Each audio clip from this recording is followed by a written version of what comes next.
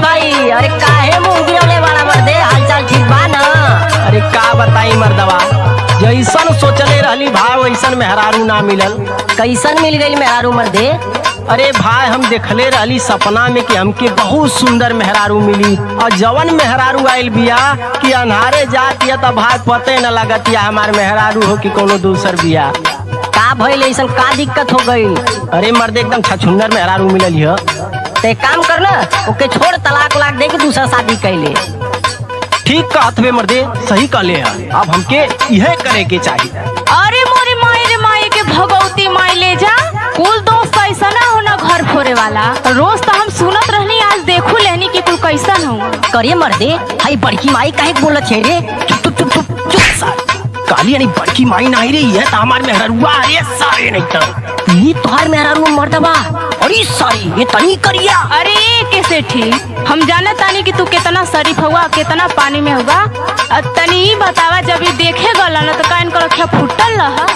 नहीं भौजी, तू बहुत बढ़िया कहतू। ए भाई बताओ का दिक्कत है तुके? हाँ पूछा पूछा। कबो झुमका पायल मांगे, कबो मांगे मुनरी।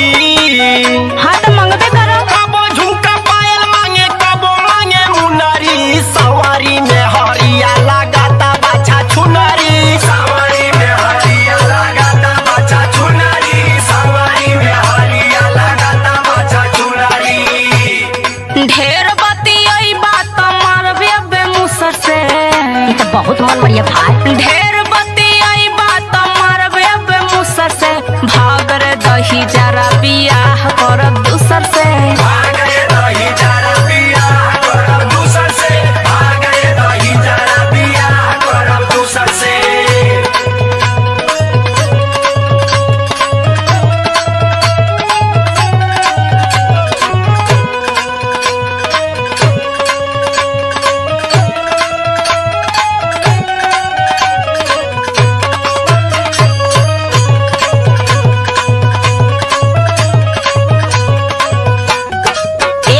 शादी ब्याह कोनो खेल ना, अब जब शादी हो ही गई है तो रखही के न पड़ी भाई। यही से तब फसल है भाई, का करी हम।